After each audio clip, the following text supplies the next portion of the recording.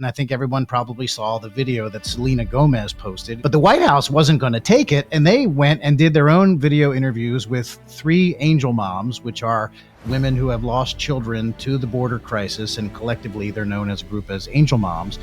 And they had a message right back to Selena Gomez that said, "You're crying for the wrong people. My son died of a fentanyl overdose, or my son was murdered by an illegal alien. My daughter was raped and killed by an illegal. You're crying for the wrong people." Rolling Stone had a story that said that the White House has weaponized the grief of these women. Seriously, as though Selena Gomez didn't turn on the waterworks and try to weaponize her own acting abilities. Most Democrats agree with what Trump is doing, but this is just further proof that the radical left has control of that entire party. And so even reasonable Democrats feel like they have to be against whatever it is that Trump is doing, even if 80% of the country is behind him. All right, guys, we are on, as you know, a glide path to the weekend. Although this is not Biden administration anymore, there's actually work that's probably going to get done on the weekend.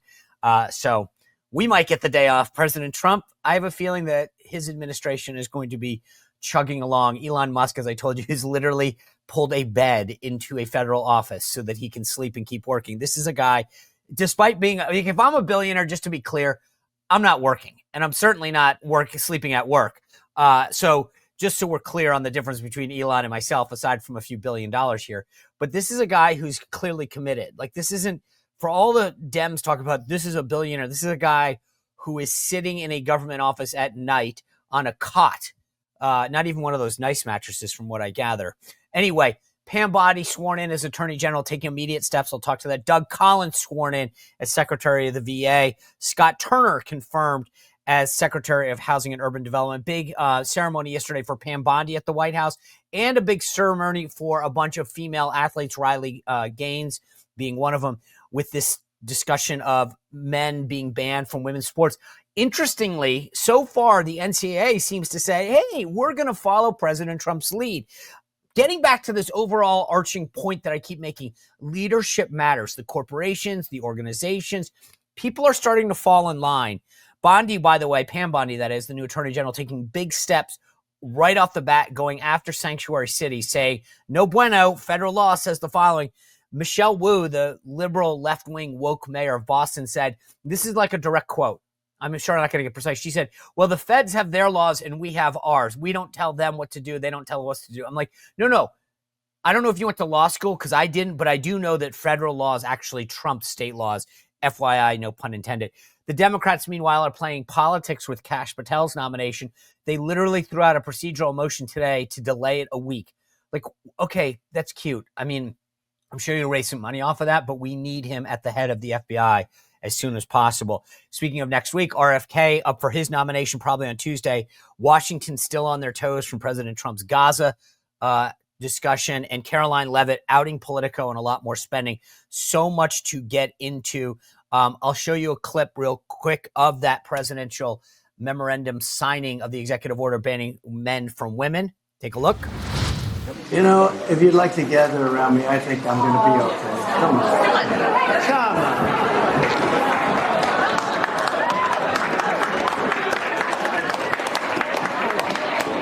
Secret Service is worried about them.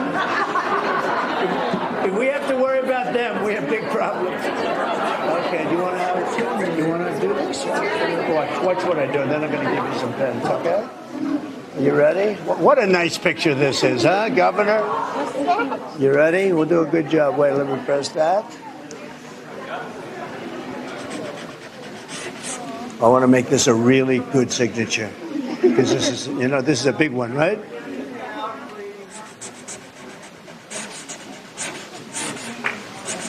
Oh, I think we have a 10.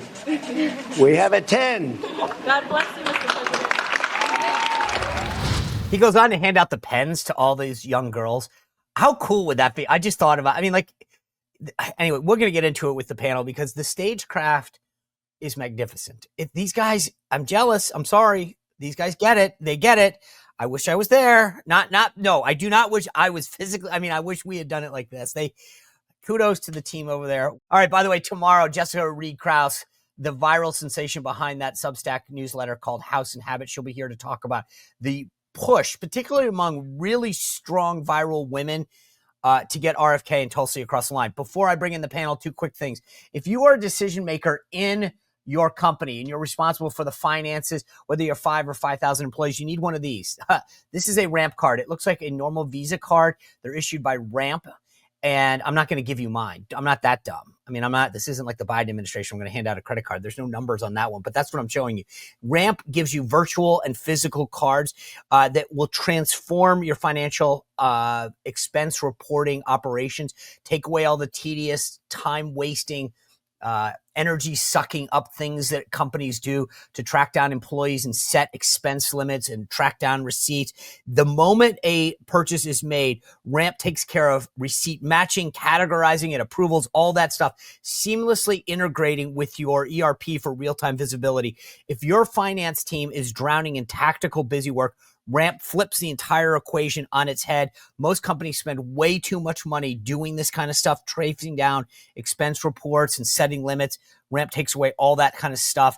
Over 25,000 businesses, including Shopify and the Boys and Girls Club of America, trust Ramp, earning it a #1 rating from Spend Management by G2. So right now, for a limited time, listeners, watchers of this show can get $250 in your pocket. So that's why you want to be the person if you join Ramp. $250. I'll take it. If you don't want it, you sign up for Ramp. You can send me the money. Just go to ramp.com/Spicer, ramp.com/Spicer. Cards issued by Sutton Bank, members FDIC, terms and conditions apply.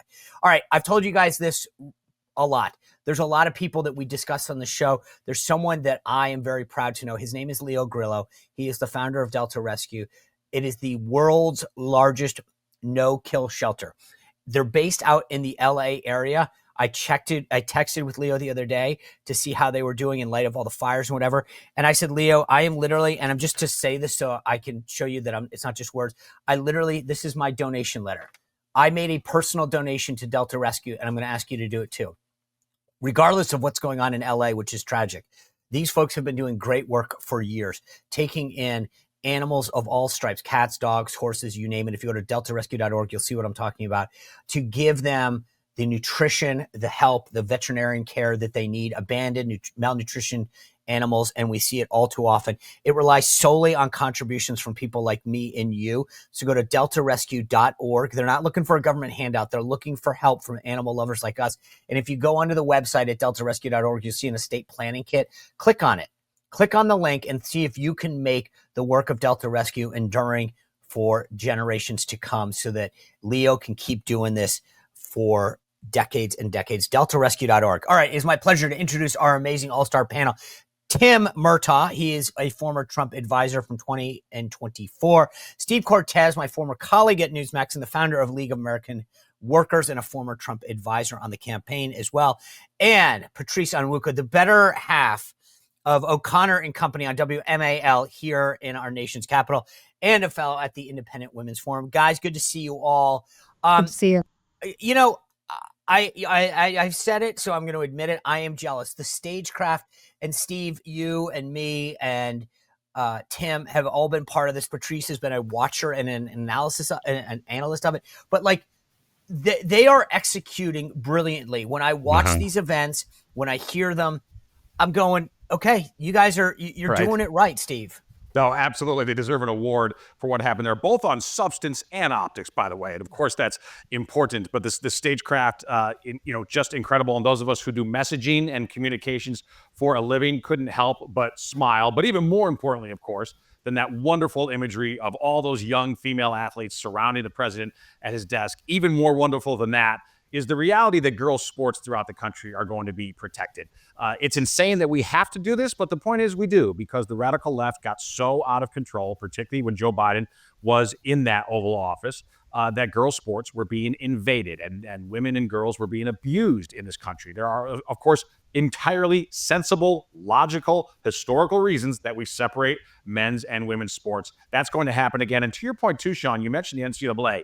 Just how quickly they buckled. Now, the NCAA is not a MAGA organization. It's not a Trumpy place. But here's the point.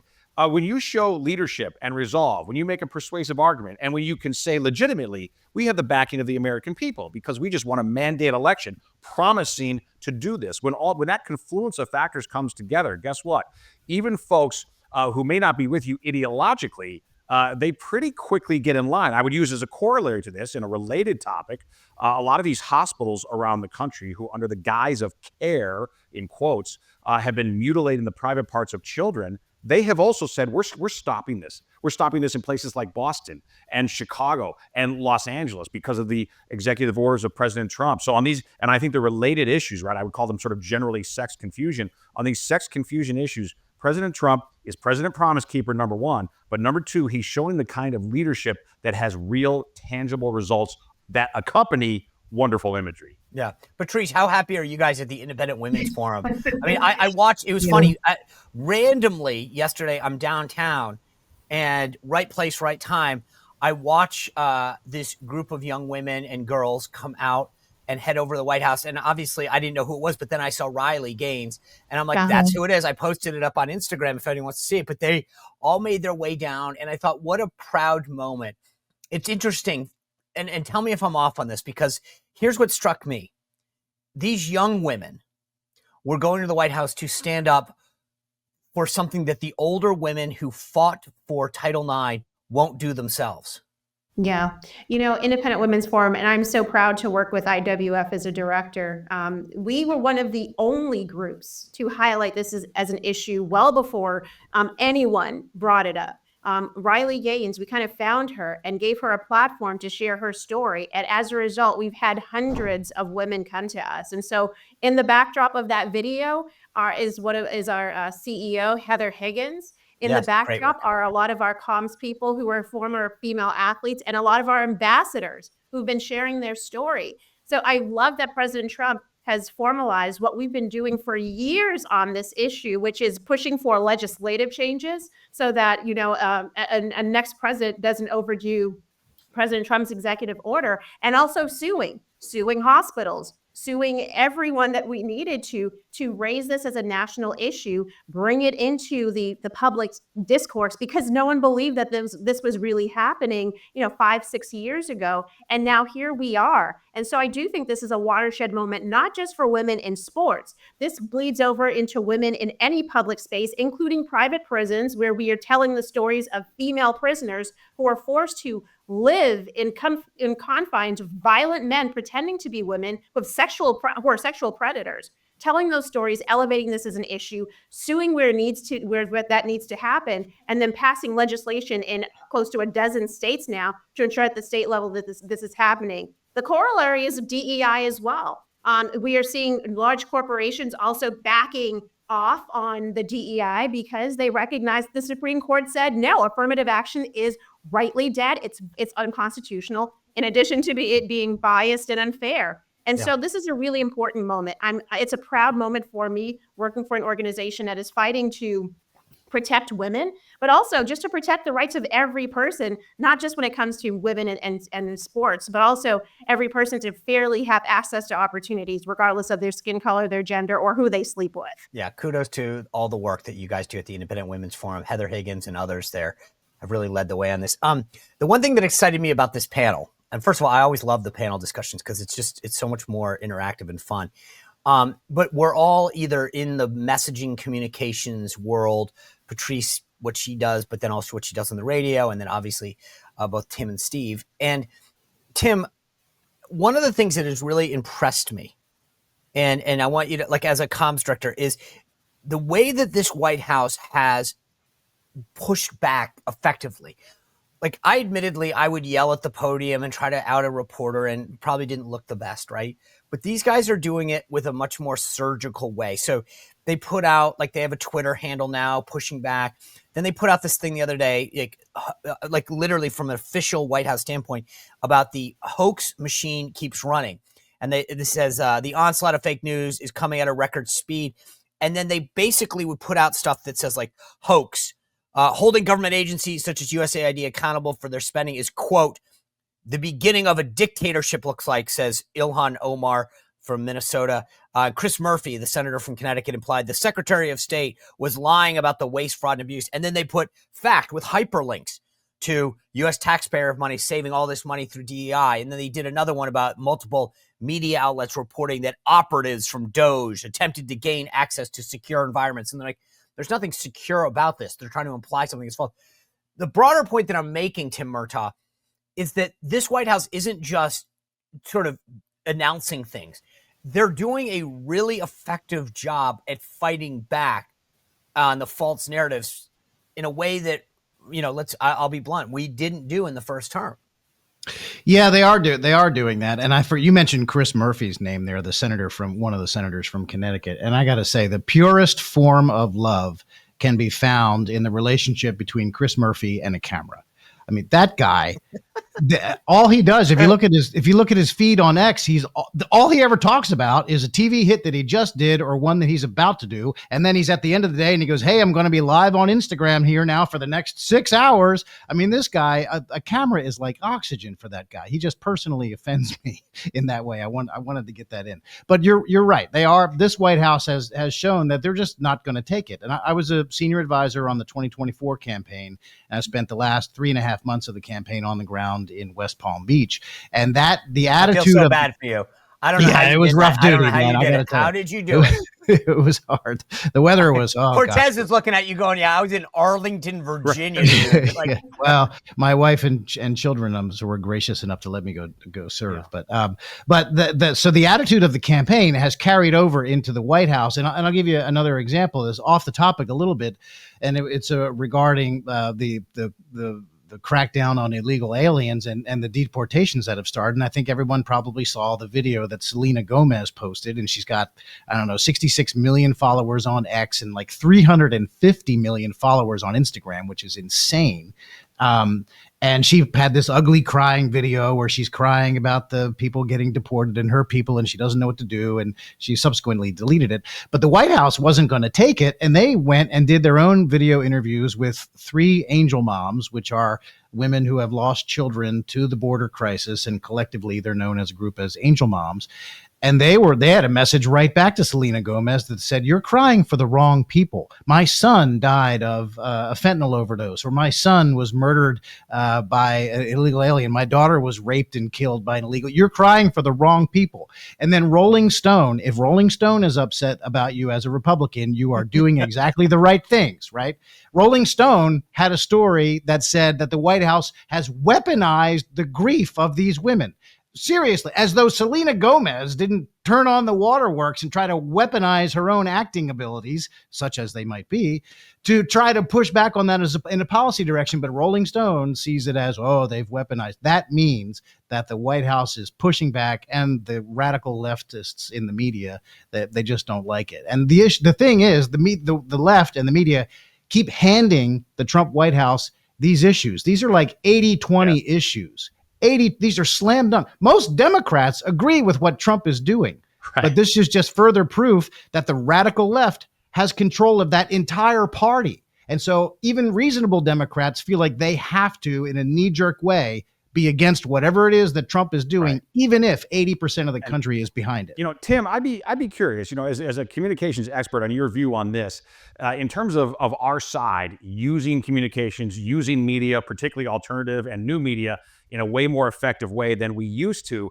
It seems to me that it kind of makes sense, though, that let's face it, in the scope of American history, the America First movement is still very, very young, right? And in 2016, when we won, when Sean and others pulled off one of the most amazing victories in American political history, the movement was a baby. I mean, it was a newborn. But now we are growing in importance and persuasion and power, and the coalition is becoming far broader. We have way more institutional skill within the movement. So doesn't it sort of make sense that we're getting better? We should be getting better. And that's a consequence of being a still young movement. Yeah, it is. It's a young movement, but it's also agile. And I think it has been quick to take advantage of the new media. Like everyone credits the Trump campaign's effort to try to capitalize on podcasts and the popularity of podcasts. Joe Rogan, for example, Theo Vaughn, so many different podcasts, the Milk Boys that President Trump appeared on during the campaign, hugely influential to the point now that we're now 4 months after the election, and they're still talking about how Kamala Harris and those folks dropped the ball and didn't do the podcasts exactly right. So yeah, I mean, I think it is a relatively new movement. We're only about 10 years into this, I guess, if you count 2015 as the start date. But there's no end in sight because it's a very populist movement. And you talk about the coalition that built, that I know we'll get into probably talking about Gaza and all that, but the coalition that Trump built in 2024, which includes union workers, the regular conservatives, MAGA Republicans, the America First movement, and then he made inroads into the Black community, the Latino community. He won white women. He made great inroads into the Jewish community, and in places like Dearborn, Michigan, he also won the Muslim community. He won both sides of the Gaza conflict in this country. It's astounding the coalition that he built. Can I just tack on there? I think an element that I've seen with the Trump administration, the campaign, and that the Republican establishments they didn't pick up until recently, but it's the impact and the power of the storyteller. When President Trump is elevating, as you just mentioned, the moms who lost their children to illegal immigrants in this country, violent criminals. That story tells more than 500 white papers out of your favorite conservative think tank. It's the stories that have really captured both the attention of Americans, but also it's been a great denial to the left. The left has always been great about finding the bleeding heart story, the person who, is going to lose who's going to lose their life if they don't get enough more food stamps, and so it's been refreshing to see President Trump, whether it's the young ladies yesterday or just in every single campaign rally, there's some face that he's able to elevate and make the forefront of the issues so that then you can come around on the policy side and say, yeah, this is the right policy. This is the data that supports it. But really, this is about helping an individual. And I think that's been a huge way to bridge and really draw people into this movement who are not going to be moved by numbers and policy papers and coherent, arguments. Not coherent arguments, but data-driven points. They want to know who is affected. Does that resonate with them? And then can they see themselves being helped by what is being offered to them? Yeah. All right. Yeah, before I'm going to pick up on something that Patrice just said. When I started out life as a local TV reporter, and the assignment editor would always say, "Go, here's a national story off the AP wire. Go put a face on it." And we would go out in the community and try to find somebody locally who could basically personify whatever this national story was. At the time, there was like the smoking bans in restaurants were coming around, right? First time. And so you go out and find somebody at a restaurant who thinks banning smoking is a good idea, put them on TV. Now you've localized the story. You've put a face on it. And that's exactly what this White House is doing. Yeah. I want to get into DOGE for a second. I think a lot of people are cheering on Elon Musk and DOGE for the waste and fraud and DEI that they're exposing. They're obviously trying to cut the fat in government. But the question that I think a lot of us are asking, especially as the New Year resolutions came out, is maybe it's time that we cut our own fat, because 7 out of 10 of us, believe it or not, are overweight. And I think a lot of us just don't have the right information, which is why I recommend working with an expert, a nutritionist. That's why I chose my PhD weight loss. There's nothing like having your own person that you have accountability and expertise that you can check in with every week. I'm down a bunch since I started working with them. You guys know my story. I talked to Seb Gorka. He's a good looking man. I saw him yesterday. As a matter of fact, he's still good looking. He started off on this program. He found success. It's not a fad diet. And it was founded by Dr. Ashley Lucas, who is a former professional athlete herself, speaking of women in sports. She's now a doctor, and her and her staff at My PhD Weight Loss work with you every step of the way. They provide weekly weigh-ins, custom meal plans, a starter food package to get you going. So it is the quick and healthy way to do it in a MAHA, a Make America Healthy Great Again way, because it's not through injections and pills and all that kind of stuff. So if you want to join me and Seb and all these other people who do this, call 1-864-644-1900, or better yet, go to myphdweightloss.com. That's myphdweightloss.com and get started. Guys, I mentioned, Steve, like cutting the fat in government. I think going back to our communications discussion, what I love about what they're doing is it's visual. And I think it was Tim that mentioned this, it's indefensible. Who's going to defend? Who wants to defend $70,000 for a DEI musical in Ireland? Like, tell me, like, who? So to me, I love the way they're doing this because the Democrats have no response. Do you want to get out there? Name me the Democrat that wants to go out and say, listen, 70 grand of your tax dollars for a DEI musical in Ireland, or 2.5 or $47,000 for a transgender opera in Colombia are critical to our national security and our foreign policy. Yes. And by the way, my father from Colombia, legal immigrant from Colombia, he's long passed away, but I think he'd be pretty irate to know that his American tax dollars were going to fund toxic cultural pollution in his homeland of Colombia. But to the bigger point here, you're so correct that it's important to be specific rather than just theoretical, particularly when you're talking about giant numbers, which are always involved with the federal budget. For most people, right, if they're not particularly quantitative, or if they don't follow budget issues closely, which the vast majority of people don't, and their eyes gloss over when they hear billions and trillions. If you make it tangible and if you make it real with very specific examples, particularly if you can put a visual on it, then it becomes far more effective at convincing people, hey, this is wrong, this needs to change. And I would also add this part, particularly connected back to their own life in that. What I mean by that, Sean, is it's not just that it's a waste of money. That's terrible. And not only are we funding leftist, secular humanist garbage all over the world, here and abroad, that's terrible. But also, and nearly every American will agree with this if this point is made to them persuasively, what it's also doing is spending money we don't have, spending money that we are borrowing, which means interest rates rise, which means inflation soars, which means your trip to the grocery, at least in part, is so anxiety ridden because of this kind of insanely wasteful spending all over the world. And when we make it that tangible, I think it really, really matters to folks, and it will really hit home with a lot of voters who may not be all that ideologically aligned with us, at least yet. However, people who are extremely stressed, and middle-class Americans, and we know this from polling, middle-class Americans are unbelievably stressed. The Biden economic handoff to Trump was dismal, especially for middle-income Americans. When we can correctly attribute that stress to these kinds of wasteful policies, then I think we have a far better chance of eliminating that very waste. Patrice, the thing that I have equally been blown away is the weakness of the Democrats' response. I mean, like, I actually thought they'd come out and be like, here's the programs this is affecting. I mean, exactly how Tim described this. They'd find faces. They'd personalize this. This is little Bobby. He gets this stuff from USAID and whatever. And instead, let me show you how they're responding, because it's, to me, mind-blowing. We will win. We will win. We will win. We will win. We will win. We won't rest. We won't rest. We won't rest. I literally, at some point, I feel like this is if the Kansas City Chiefs or the Philadelphia Eagles took the field this weekend and like a Pop Warner football team came on and they'd be like, are you serious? This is what you want to play us against? Like, that's, if you're a Democratic donor or this new wonder kid that's the chair of the DNC, you got to be like, oh God, I didn't realize this is all I got. I mean, that's pathetic. I mean, did you see that democracy sign they dusted off from the Kamala Harris campaign? This is what happens when you are not prepared to lose.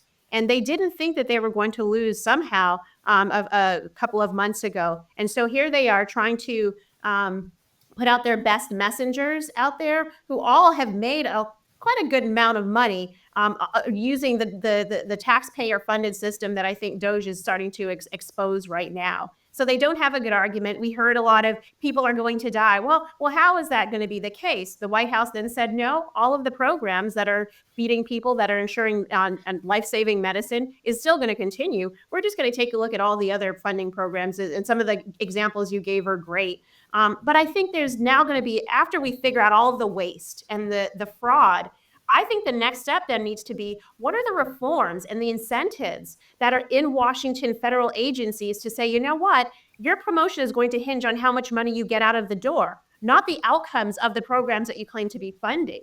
And so very often you have this perverse incentive system where, these federal bureaucrats are trying to shovel money out because they want their budgets to be as much or greater the next time around. Contracting has no reason to want to negotiate and have actual open RFP proposal competitions when they need to buy military equipment or other things. They just take whatever their favorite contractor gives them. We need to change now the incentive systems and the models, what these federal agencies are working under. That is going to be, I think, a harder battle to fight. I'll put it up on the screen for everyone to see, but I mean, so if you're listening, take a look at this on video. I mean, the amount of money that was wasted across government on DEI is actually astounding. And it makes me wonder, like, as a guy who's been in and out of government, what else is there? Like, what else are you guys doing every year that's 80,000 or 100,000 or God forbid $1 million? Because I know that's not real money in Washington. But I just am like, if you're that careless with DEI money, what else are you careless with? Because that to me is a big thing. All right, I want to do something kind of a little unique this week because there's so much. Maybe this will be a new Trump thing because you can't keep up with this guy. So I want to start. I want to hit a bunch of issues, get your thoughts, more than a word, but not like a diatribe. So let me just start with you, Tim. Let's just start with Gaza. And what I don't get is people in Washington melted down. They freaked out. And I thought to myself, okay, dude, here's the thing. One, we've tried everyone else's method for the last 50 years, hasn't really yielded something. So maybe this is unbelievably out of the box thinking. Or it's a leverage point in advance of these two other world leaders coming from Jordan and Egypt that's going to get them to say, hey, guys, you don't change your mind. We're going to do this. So you better come to the table with some better ideas. But either way, it's some good thinking. And my question for the group is, does this actually result in something and show Washington, hey, actually he knew what he was doing? Well, I think it does. I think it spurs action, like you said. I mean, Steve Witkoff came back and he described to President Trump the absolute devastation he had seen in Gaza. And it's completely uninhabitable. And no one has come up with an idea of what to do about it, how to repair it and make it a livable place where humans can actually survive there, right? And so Trump says, you know what? We ought to just renovate the whole place and turn it into someplace spectacular. And if all it does is cause people to say, maybe we actually better start talking about what we're actually going to do here. And instead, of course, it's the same thing. Trump said it, and so half of Washington has to freak out. And that's exactly what's going on here. Right. Well, listen, as an America firster, I want nothing to do with nation building anywhere, and especially What is that? in Gaza. I'm glad you touched on that. Is it why? I don't mean to interrupt you, but I'm so glad you used that phrase. I argue that the difference between sending money to some random country is exactly anti-America first. But saying we want skin in the game, America first means that we don't just give you something, we get something. Is this America first? Yes or no? No, because it's still interventionism. Even if there's a reward for us, a monetary reward, it is still interventionism, which America first has always been steadfastly against, and it has been horrible for America both economically and in human terms for decades. Now, that said, what I believe President Trump is doing here, and it's genius if he is in fact trying to do this, is he is trying to compel action from the wealthy neighbors, the Arabs, particularly the Saudis and the Emirates. He's trying to compel action for them because those countries forever, for generations, right, have constantly used the Palestinians as a prop and a talking point, yet have been unwilling to actually help them and have been even more unwilling to having them find a legitimate homeland in their countries. Now, I understand why those wealthy Arab neighbors don't want an impoverished, radicalized population. But guess what? You can't have it both ways, Saudi Arabia and Kuwait and UAE. So I suspect that's what Donald Trump is after. But in terms of U.S. involvement, Gaza is not our problem. All right, real quick, Patrice, before I get to you, yes or no, Steve Cortez, is getting involved in the Panama Canal America first? Absolutely. It's our hemisphere. It's our neighborhood. Okay. We built it. Yes. All right. That's it. Patrice and Wuka, tell me what your thoughts are on this proposal for Gaza.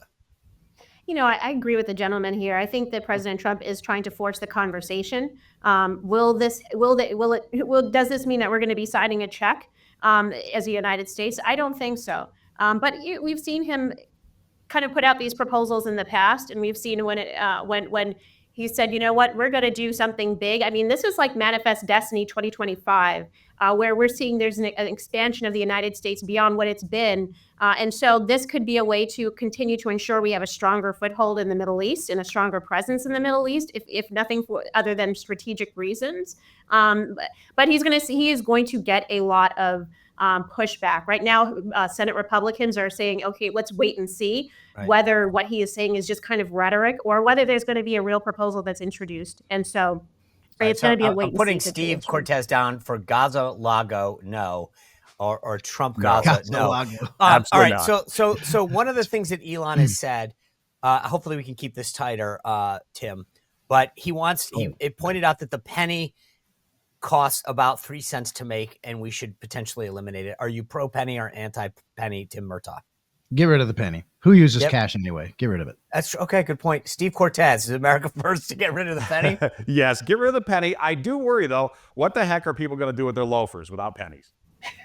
I think if you're wearing a penny in the loafer, well, I have a whole slew of thoughts that probably you don't want to know. But I think then that's the bigger issue. I think we should use it. It was like when the president the other day said that you can't put pronouns if you're a federal employee in your email bio.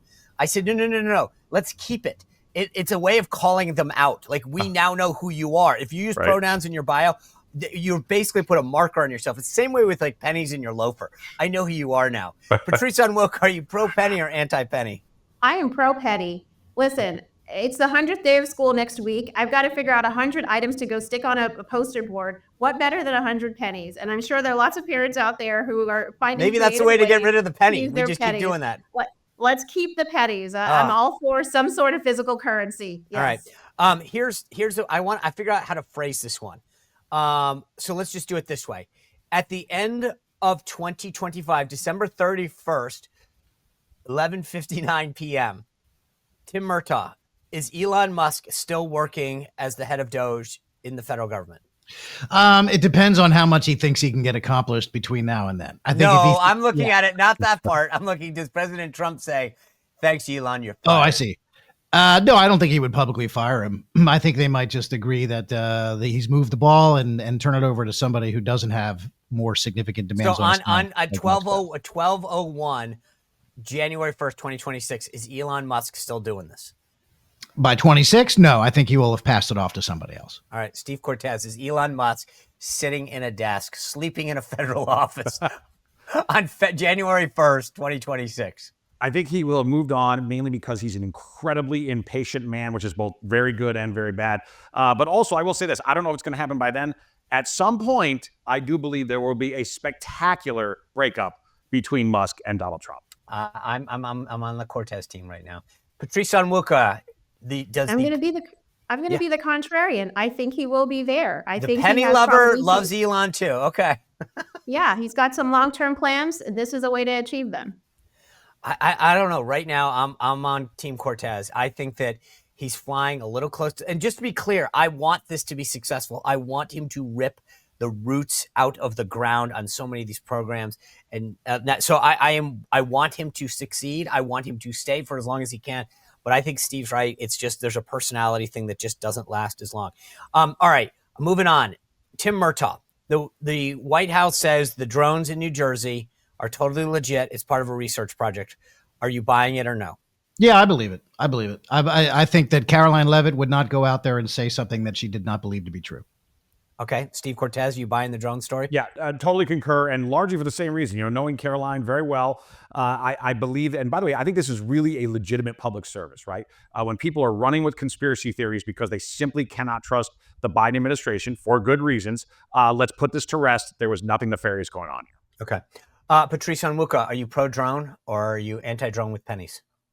I'm gonna dissent again. I still, while I respect what Caroline had to say, I still think that there could be that. I don't believe wholeheartedly that the government is not hiding something else about those. Oh no, whether they're hiding it or not, but you can cloak it in research. I mean, yeah, I still think there's something nefarious about some of those drones. Okay.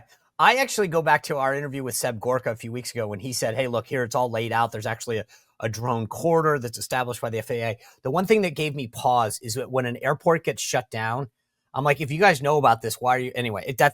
I'm with you guys. I am in pro that the government knew this. All right. Today at right now, like as we're airing, the deal to federal employees, take a buyout by February, you get paid through September if you'll resign.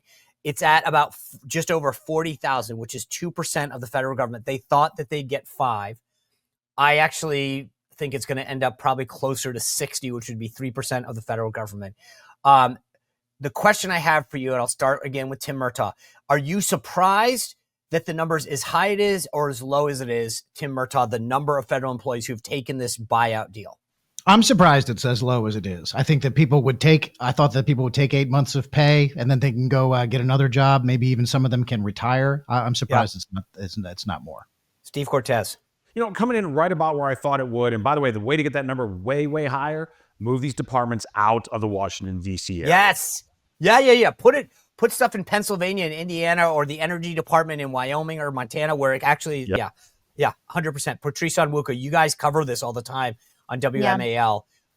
Is this something that you were surprised high or low? I'm surprised so low. And I think it's because the information hasn't rolled out soon enough for a lot of workers in this area to make a decision. This is a personal issue for my family. And so it absolutely is the case where I think there will be a bump tonight. But there are a lot of people who believe the Democrats, believe some of the academics who said, no, stick it out. You can just file a class action lawsuit against the government. But I think people will, at the end of the day, be very disappointed that they did not take the deal because they didn't realize layoffs were inevitable. And I think the layoffs will be very great. Yeah, I wonder about that. This is going to be interesting to look back on at September and find out. I also think that Trump should have laid it out as like an escalating thing. Take the buyout now. You can work, you get paid out through September. Take the buyout in April. You only get 2 months. I mean, make it harder and harder to turn it down. All right, I got 3 more things before we get to winners and losers. So let's keep this quick. Waffle House announced that they're going to charge everyone 50 cents extra per egg.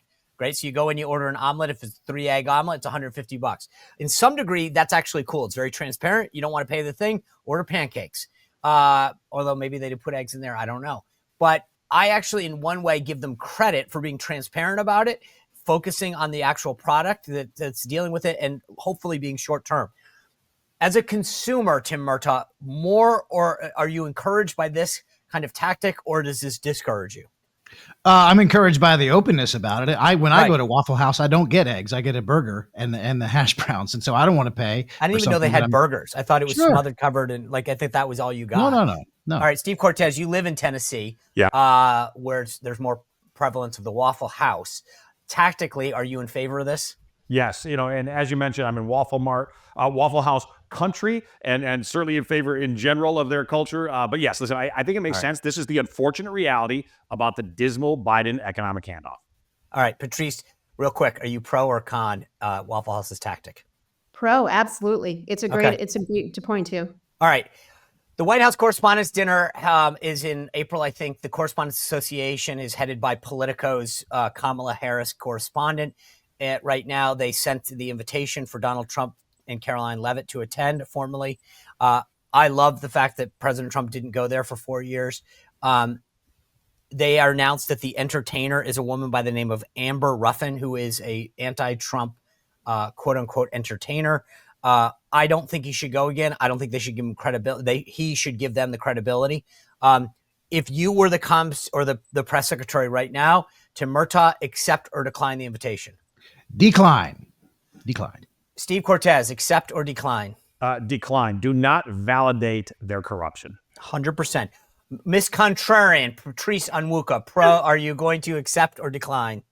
Except with the requirement that every new person that's been added, every new podcaster, everyone who now has access to the White House the press offices now, they should be able to attend. So if you're going to go buy a ticket. Media, then yes, they have to join the association and then buy a ticket for, I think it's a minimum of $1,000. It's usually the table's over 10 grand.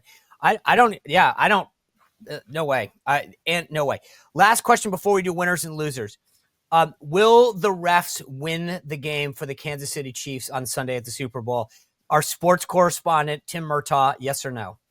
The way the Eagles will win this game is if they have a 2-score lead with the final 2 minutes approaching, and that's how the Eagles were going to win. I think the Eagles win by 10. Okay. Wow. Steve Cortez, do the refs win it? They do not but only because there has been so much scrutiny on this exact issue of clear referee and NFL bias for the Chiefs. There's been too much scrutiny. They're not going to pull this off in front of tens of millions of Americans. Patrice Onwuka. Yeah, I'm sure. But people are really going to be looking for Taylor Swift. So, let's be real. So I would never in my life root for the Eagles, but the idea of one, seeing the Chiefs lose, and two, deny Taylor Swift the opportunity to start down march down the field are the only reasons that I will not root for the Eagles, but I want them to win. If that is okay, put that down. I feel bad for those watching that. Okay, last thing we got to do winners and losers because it's Friday, but we got to go quick. Tim Murtaugh, give me your winner and your loser real quick. Winner, Donald Trump. He keeps hitting home runs. Everything is turning up Trump. I think loser of the week is any Democrat who had to go out there and defend USAID, which is an agency that until 10 minutes ago, almost no one had ever heard of. They keep saying, oh, we got to connect with the working people. So naturally they go out there and they fight for transgender musicals in Ireland. Okay. Steve Cortez. I'm going to go with people known by initials. Winner, RFK, for getting through committee. Looks like on his way to confirmation. Loser, AOC, for calling Elon Musk dumb. Yeah, moron. Patrice Onwuka. Winners, all of the female athletes who've been so vocal and almost lost everything fighting to protect women's sports. Losers, frankly, almost every Democrat in House, in the Senate, who are trying to thwart the Trump administration, and they are losing big time. All right, I'm a little tongue-in-cheek this week. My winner, Joe Biden. He signed with CAA, the left-wing talent agency out there. I don't know how anybody thought that getting him a deal. The guy didn't do anything for 4 years. You think you're going to get him to do a project or a movie or something? I mean, I think Biden actually won on this because the idea that somebody thinks they're going to get him to do something is a win for him. My loser, the DNC. This is what they did real quickly after they elected, after they elected a chair, they had to elect a vice chair, and this is how it went. Rules specify that when we have a gender non-binary candidate or officer, the non-binary individual is counted as neither male nor female, and the remaining 6 offices must be gender balanced. Okay, that's enough. That's all you needed to know about where the DNC is today. Glad you guys got the memo from November 5th, morons. Anyway, guys, what, Tim? They haven't learned a thing. They didn't learn a single thing. Thank God. Thank God. Anyway, guys, I love Thursdays, and you guys showed me why. What a great discussion. I loved it all. Tomorrow, as I mentioned, Jessica Reed Krause, the viral sensation behind the newsletter House in Habit. She has been a powerhouse behind RFK and Tulsi's nomination, bringing together people like Danica Patrick, Sage Steele, Meghan McCain. We're going to talk about that dynamic tomorrow. You're not going to want to miss this conversation. Thanks for being here. My next newsletter, SeanSpicer.com, drops tomorrow. It's free to sign up. Always love a paid membership, though. Thanks for tuning in. We'll see you back here tomorrow. Well, if you enjoyed this content, make sure to like this video, subscribe, and click the notification bell to get more.